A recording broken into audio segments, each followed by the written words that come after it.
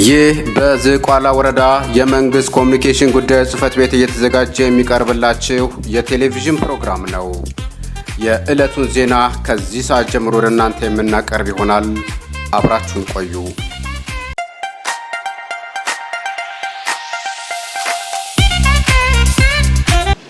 ተማሪዎች በትምህርት ገበታቸው እንዲገኙ ባለድርሻ አካላት ኃላፊነታቸውን መወጣት እንዳለባቸው ተገለጸ።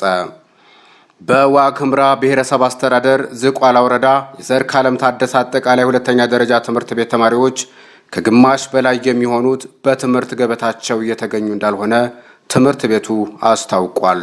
የትምህርት ቤቱ ርዕሰ መምህር አቶ ዘውዱ አለማየሁ በ2018 ትምህርት ዘመን 2867 ተማሪዎች ለመመዝገብ አቅደን 1593 ተማሪዎችን በመመዝገብ የእቅዱን 55% ብቻ ማሳካት ችለናል ብለዋል። ለዚህ ምክንያቱ ደግሞ የወላጆች ክትትልና ቁጥጥር ማነስ፣ በተማሪዎች የሚታየው ከፍተኛ የሆነ የመማር ፍላጎት መቀዛቀዝ፣ የግል ስራ መጀመርና የርቀት ትምህርት መከታተል እንደ አማራጭ እየተወሰደ መሆኑ ነው ብለዋል።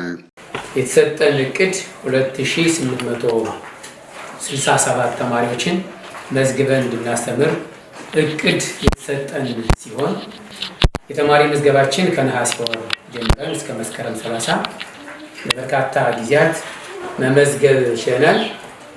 የመዘገብናቸው ተማሪዎች እስካሁኑ ሰዓት ድረስ 1593 ተማሪዎችን መዝግበናል። ከእቅዳችን 55%ን መመዝገብ ችለናል። ይሄም እንግዲህ በርካታ ምክንያቶች አሉ። እንደኛ ወረዳ በጣም የጎሉት በርካታ ምክንያቶች ትዳር፣ የግል ስራ፣ የርቀት ትምህርት እና የትምህርት ፍላጎት ማነስ ጎልተው የሚታዩ ችግሮች ናቸው። የተመዘገቡ ተማሪዎች ሙሉ ለሙሉ ወደ ትምህርት ቤት እንዲመጡ ለማድረግ ከወላጆች፣ ተማሪዎች፣ ባለድርሻ አካላትና መንግስታዊ መዋቅሮች ጋር ውይይት ማድረግ የተቻለ መሆኑና ከገጠር ለሚመጡ ተማሪዎች ለቀበሌ አመራሮችና ለሚመለከታቸው አካላት መረጃ የተላከ ቢሆንም ችግሩን በሚፈለገው ደረጃ መቅረፍ አልተቻለም ነው ያሉት ርዕሰ መምህሩ። የተመዘገቡ ተማሪዎች ወደ ትምህርት ቤት እንዳይመጡ የመማር ፍላጎት ቀዳሚውን ቢወስድም የምዘና ስርዓቱና ከታች ክፍል በቅቷ ለማለፍ ተጨማሪ ምክንያት እንደሆነ ርዕሰ መምህሩ ጠቁመዋል። በተጨማሪም አብዛኛው ተማሪዎች ዓላማቸው ትምህርት ጨርሰው በመንግስት መስሪያ ቤት መቀጠር መሆኑና ከዚህ ቀደም የተመረቁ ተማሪዎችን በመንግስት ስራ ላይ አለማየታቸው እንደ ምክንያት ይነሳል ብለዋል። ይህን ችግር ለመፍታት ከበርካታ አካላት ውይይት አድርገናል። ከወላጆች፣ ከተማሪዎች፣ ቀበሌ አመራር ውይይት አድርገናል። ይህን ለመፍታት በየቀበሌው ተማሪዎችን ለይተን በየቀበሌው በክፍል ደረጃ ለይተን ለየገባሪ ቀበሌዎች መረጃውን ልከናል። ይህም መረጃ በመያዝ የቀበሌው አመራር በርካታ ስራ ሰርቷል። በዚህም የመጣው ቁጥር ይህን የሚያሳይ ይሆናል። ካለን ተማሪ ቁጥር ወደ ክፍል የሚገባው ቁጥርም እየቀነሰ ነው የመጣው። ከአመት ወደ አመት የሚመዘገበው ተማሪ ቁጥር መቀነስ፣ ክላስ ነው ተማሪ ቁጥር መቀነስ አሳይቷል። ይህንን ስንገመግም እንግዲህ እንደ ትምህርት ቤት አጠቃላይ መምህራንና ወላጆች ስንገመግም ዋናው ችግሩ እየሆነ ያለው የተማሪዎች የትምህርት ፍላጎት ማነስና የምዘና ስርዓቱ ነው። ተማሪዎች የጎትታቸው ያለው አንደኛ የትምህርት ፍላጎት ነው። በጣም ወሳኝ አካል ትምህርት ፍላጎቱ አንደኛው ትልቁ ተግባር ነው። ሁለት የምዘና ስርዓቱ ነው። የምዘና ስርዓቱ ከታችኛው የክፍል ደረጃ እስከ ዩኒቨርሲቲ የሚያወጡት ያለው የምዘና ስርዓት እሱ ተማሪዎች ሳይበቁ ሳይችሉ በየክፍል ደረጃው ሳይመዘኑ ይመጡና እዚህ ደርሶ በርካታ ሚዛ ሲገጥማቸው እያቋረጡ ወደ ቤታቸው ይመለሳሉ ማለት ነው። ሌላው ያው የኛ ተማሪዎች ዋናው ታርጌታቸው ተምረው የመንግስት ስራ መያዝ ነው። አሁን ላይ የመንግስት ስራ የሚጠበቅ ጉዳይ አይደለም። ስለዚህ የጨረሱ የነሱንም ያቸው በየቤታቸው አሉ። ያጠናቀቁ አሁን ላይ ስራ የሆኑ በየሰፈራቸው በየመንደራቸው የተቀመጡ የነሱኖቶች አሉ። እነሱን ሲያዩ ተስፋ የመቁረጥ ትምህርትን የመጥላት አዝማሚያዎች የሚታዩ ናቸው።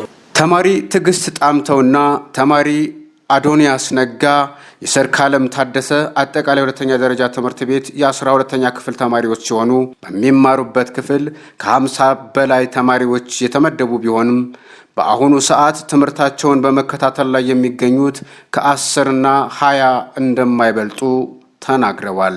እንደ ምክንያት የሰብል መሰብሰቢያ ጊዜ መሆኑና ተማሪዎች ቤተሰቦቻቸውን ስለሚያግዙ እንደሆነ ጠቁመው የላቦራቶሪና ሌሎች የትምህርት ቁሳቁሶች ቢሟሉላቸውም መፍትሄ እንደሚሆን አስተያየታቸውን ሰጥተዋል።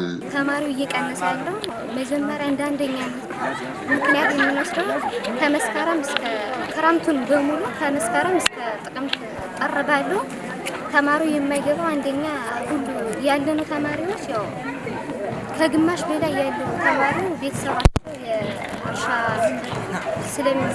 ስለሚሰሩ በሱ የሆነ ሰብል ምናምን የሆነ ስለሚሰበስቡ በዛ ምክንያት ተማሪው ይቀራል እና ያለነው ተማሪ 12ኛ ክፍል ላይ በእኛ ክላስ ዙሪያ ከ50 እና 40 ተማሪ ነው የተመዘገበው። ግን ከ10 በላይ በመለጥ ነው አሁን እየተማርና ያለነው። ተማሪው አሁን ክላስ ላይ እየተገኘ አይደለም።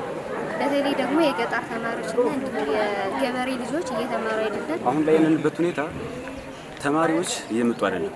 በአብዛኛው ማለት ይቻላል ካለው ከአምና ወዲያምና ካለፉት ጊዜያቶች የተለያየ የሆነ እጥረት እያየ ነው። ማለትም ተማሪ እየተማራልን ውስጥ የተለያዩ የሆኑ ላቦራቶሪዎች አሉ። እዛ ላይ ደግሞ እጥረቶች በጣም ብዙ ነገሮች አሉ። ያን ደግሞ ተሟልቶልን የተሻለ የሆነ የትምህርት ጥራት በተሻለ የሆነ የትምህርት ጥራት እንድንማር የሚል አንድ ሀሳብ አለኝ።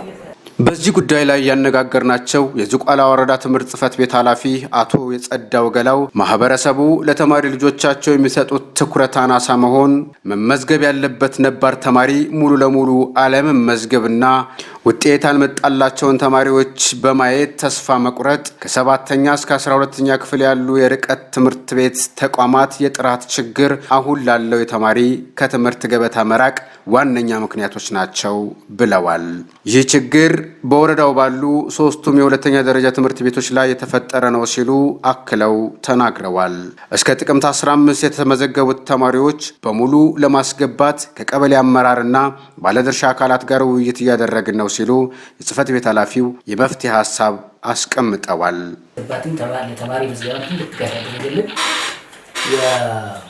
የሴቭ ዘ ቺልድረን ስፖንሰርሺፕ ወይም ደግሞ የዓለም አቀፍ ህጻናት አድን ድርጅት የሚባል ግብረሰናይ ድርጅት ነውና ይሄ በዚህ አጋጣሚ ትልቅ ምስጋና አለን ማለት ነው። ለዚህ እስከነ ክፍተታችን ቢሆን ለዚህ ላለንበት ስኬት ትልቅ አስተዋጽኦ የሰራ ነው። ከዚህ ጋር ታይዞ እንግዲህ ጥቅል በ2018 ዓመተ ምህረት ላይ የተሰጠን እቅድ በክልል ደረጃ ከአንደኛ እስከ 8ኛ ክፍል ላይ ባለን ጥቅል 19333 ነው የተማሪ እቅድና ከዚህ ጋር ተያይዞ አጠቃላይ ክንውናችን የመዘገብ ነው ማለት ነው 18412 ነው ወይም ደግሞ የእቅዳችን 95.24% መዝገበናል ማለት ነው። ከእቅዳችን አኳያ እዚህ ጋር ተያይዞ እንግዲህ አሁን እሱ ብቻ አይደለም በመማር ላይ ያለው መመዝገብ ብቻ አይደለም ማስገባትም ደግሞ ስንወስድ ደግሞ አጠቃላይ አሁን ወደ ትምህርት ቤት የገቡ ከተመዘገቡት ወደ ትምህርት ቤት የገቡት 18200 ናቸው። በፐርሰንት ግን 98.85% ጋር ደርሰናል ማለት ነው። ሁለተኛ ደረጃ ትምህርት ቤት ላይ የተሰጠን እቅድ ወደ 4557 ተማሪ ናቸውና ከነዚህ የመዘገብናቸው እስካሁን እጅግ በጣም ከፍተኛ ወደ 2354 ተማሪዎች መዘገብናል። አፈጻጸሙም ሲታይ 51.66% ነው ያለው ማለት ነው። እዚህ ጋር ተያይዞ ማስገባት የገቡ ከተመዘገቡት የገቡ ደግሞ 2113 ተማሪዎች ናቸው። በፐርሰንት 89.76% ነው ማለት ነው። የማህበረሰቡ እጅግ በጣም አሁን ፊት ሲሰጥ የነበረው ትኩረት እየሰጠ ያለ እንዳው ሰናያቸው ጥናት እንኳን ባናደርግ በተለይ በተለያዩ ትምህርት ቤቶች ላይ የኛ የትምህርት ባለሙያዎችን የትምህርት ርዕሳነ መምህራን በተለያዩ መድረኮችም ስናወያይ እናገኛቸውን ተማሪዎችም ምክንያታቸውም ሲለይ ትልቁ የፍላጎት ማነስ አለ። ከተማሪዎች ከራሳቸው የፍላጎት ማነስ በተለይ ሃይስኩል አካባቢ ላይ ወደ መደበኛ ትምህርት ቤት ከሚማሩ ይልቅ ወደ ግል ትምህርት ቤት የሚሄዱ ሁኔታዎች አሉ። እሱ ብቻ አይደለም።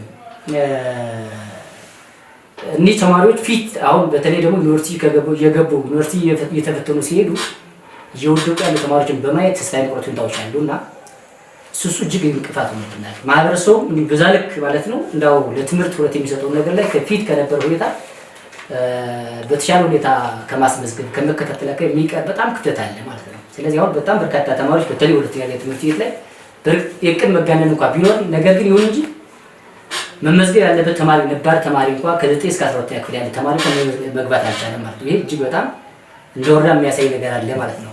እንግዲህ ከዚህ ዘርሶ ሊሆን የሚችል ትልቁ ነገር አሁንም ቢሆን እንደው ማህበረሰባችንም ሌላው ረጅ ድርጅትም ሆነ ሌላው መንግስትም ሆነ እንደው ሊያግዝ የሚችለው ትልቅ ትኩረት መስጠት አለበት ያስባለሁ።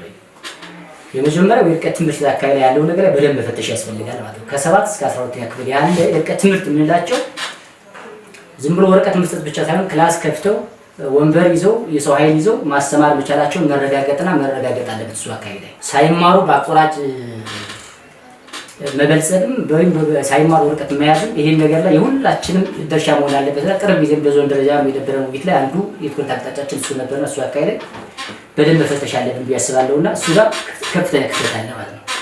ሌላኛው ማህበረሰቡ ደግሞ ካስመዘገበ በኋላ አሁን ክትትል መደረግ አለበት። በሃይ ስኩል ደረጃ ደግሞ እጅግ በጣም ወደ 11% አካባቢ የሚሆን ገና ተመዝግበው ያሉ ህጻናት አሉና እሱ አካባቢ ላይ ማህበረሰባችን በደንብ ነክቶ ማለት ነው አሁን የተመዘገበው ተማሪ እንዲገባ ርብርብ መደረግ አለበት ባይ ነው። እንግዲህ አሁን የኛ የትምህርት ቤት አመራሮች የኛ ባለሙያዎች የራሳቸው ክላስተር ይዘው አሁን ቢሆን እንደዚህ የመቀስቀስ ስራዎችን ያው እንዲሰራ ከቀሪው መዋቅር ጋር እንዲሰራ የተሰራ ስራለና አሁን ይሄ ተጠናክሮ መቀጠል አለበት። የተመዘገበው ተማሪ ግን ሙሉ ለሙሉ ገብቶ ወደ ትምህርት ገበታው ላይ መገኘት አለበት የሚል መልእክት አለኝ። ትክክል ነው። እንግዲህ የሁለተኛ ትምህርት ቤት በተለይ በጣም እዚህ ጋር ልዩ ትኩረት ሊሰጥ የሚችለው አሁን ግን በ15ቱ ቀበሌ ነው ያለው ይሄ ክፍተቱ ያለውና በ3ቱ ሃይ ስኩሎች ላይ እጅግ በጣም ከፍተኛ የሆነ ክፍተት አለ ማለት ነው። ይሄኛው ሊደረግ የሚችል የመጀመሪያው የቀበሌው ትምህርትና ስልጠና ቦርድ የምንለው የትምህርት ቤቶች ማህበረሰብ ወላጆች ርብርብ መደረግ አለበት። አሁን የኛ ትልቁ ነገር ምንድነው እንደዚህ የተመዘገቡ ተማሪዎችን በሁሉም ቀበሌ አንደኛ ለሁሉም ርዕሳነ መምህራን በቻናል በቴሌግራም ቻናልም በበራሪ ወረቀትም እየላክናቸው ነው እንዲገኙ እነዚህ ተማሪዎች ወደ ትምህርት እንዲገቡ የመቀስቀስ ስራዎች አሉና አሁን ቅርብ ጊዜ አሁን እኛ በጣም ጠብቀን የነበረው ቢያንስ እስከ ጥቅምት 15 ነው አካባቢ ሁሉም ተማሪ መግባት አለበት የሚል አቅጣጫ ይዘን እየተደዋወልን እንገኛለን በሁሉም ክላስተሮችና እሱ በአጭር ጊዜ እንግዲህ አንዱ ትልቁ የትምህርት ምዘና ሊጀምር የሚችለው በተለይ የተማሪዎች ምዘና ማርክ ሊስት የሚጀምር አሁን ጥቅምት ላይ ነው። ጥቅምት ላይ የተማሩትን አሁን ምዘና ከያው የሙከራ ፈተና የሚወስዱበት ከወዲሁ ነው እና እሱ እጅግ በጣም የዘገየ ስለሆነ ትልቁ ነገር በተለይ ደግሞ እንደኛ ወረዳ ከስጋት ነፃ ነው፣ አንጻራዊ ሰላም አለውና ሁሉም ማህበረሰብ ሊያግዝና ሊያግዘን የሚገባ ጉዳይ ስለሆነ እንግዲህ እኛ ያቀድነው እስከ ጥቅምት 15 ሁሉም ተማሪ ማስገባት ስራ መሰራት አለበት በሚል ከትምህርት አመራሮች ጋር እየሰራ እንገኛለን። የሰርካለም ታደሰ አጠቃላይ ሁለተኛ ደረጃ ትምህርት ቤት ርዕሰ መምህር አቶ ዘውዱ አለማየሁ ማህበረሰቡ በትምህርት ላይ ያለውን ግንዛቤ በማሳደግ ከትምህርት መዋቅሩ ተጨማሪ ሌላው ሴክተር መስሪያ ቤት እንዲደግፍ በማድረግ ወሳኝ የትምህርት ቁሳቁሶችን በማሟላትና የቀበሌ መዋቅሩንና የትምህርት ባለድርሻ አካላትን በማሳተፍና በማቀናጀት የተመዘገቡ ተማሪዎችን በሙሉ በትምህርት ገበታቸው እንዲገኙ የማድረግ ስራ ይሰራል ብለዋል። ተማሪ ቁጥር ወደ ክፍል የሚገባው ቁጥርም እየቀነሰ ነው የመጣው።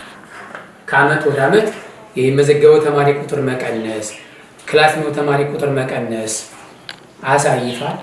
ይሄንን ስንገመግም እንግዲህ እንደ ትምህርት ቤት አጠቃላይ መምህራንና ወላጆች ስንገመግም ዋናው ችግሩ እየሆነ ያለው የተማሪዎች የትምህርት ፍላጎት ማስና የምዘና ስርዓቱ ነው። ተማሪዎች የጎትታቸው ያለው አንደኛ የትምህርት ፍላጎት ነው። በጣም ወሳኝ አካል የትምህርት ፍላጎቱ አንደኛው ትልቁ ተግባር ነው። ሁለት የምዘና ስርዓቱ ነው። የምዘና ስርዓቱ ከታችኛው የክፍል ደረጃ እስከ ዩኒቨርሲቲ የሚያወጡት ያለው የምዘና ስርዓት እሱ ተማሪዎች ሳይበቁ ሳይችሉ በየክፍል ደረጃው ሳይመዘኑ ይመጡና እዚህ ደርሶ በርካታ ምዛ ሲገጥማቸው እያቋረጡ ወደ ቤታቸው ይመለሳሉ ማለት ነው። ምንድን ነው እንደ ትምህርት ቤት ቁጭናን ስንገመግመው መፍትሄው መሆን ያለበት የመጀመሪያው ማህበረሰቡ የተማረው አካል ለትምህርት ትኩረት መስጠት ይቻላል። በትምህርት ዙሪያ ሁሉም አካል እንደሚያገባው መቆርቆር ብንችል የትምህርት መዋቅሩ ብቻ አይደለም፣ ሌላው የመንግስት መዋቅር እጁን አስገብቶ ተማሪዎቹ ላይ ትምህርት የኔ ነው የዜጋ ነው ነገ የሀገር ተረካቢ ነው ብሎ ተቆርቆሮ ብንሰራ ትውልድን መቀረጽ መገንባት እንችላለን የሚል ሀሳብ ነው ያለኝ። እነዚህ ጉዳዮች ለትምህርት ወይም አቋራጭ እንዳይኖር ተማሪዎች እንዲመጡ እንዲሳቡ ማድረግ እንችላለን ማለት ነው። ሌላው ተማሪዎቹን የማብቃት ስራ መጀመር ያለብን ከታችኛው የክፍል ደረጃ ቢጀምር የመደገፍ ስራ የመከታተል ስራ ቢሰራ ተማሪዎች እየበቁ እየቻሉ ይመጣሉ። ሁለተኛው ለመማር ማስተማር ወሳኝ የሆኑ ግብዓቶችን አሟልተን መማር ማስተማሩ ማስኬድ ብንችል ለተማሪው ምቹ የሆኑ የማስተማሪያ መጽሐፍት፣ የቤተ ሙከራዎች፣ የቤተ መጽሐፍት፣ የመማሪያ ክፍሎች፣ የመቀመጫ ወንበሮች፣ የማስተማሪያ ቦርዶች የተመቻቹና ማራኪና ሳቢ የሆኑ ተቋማትን ብናዘጋጅ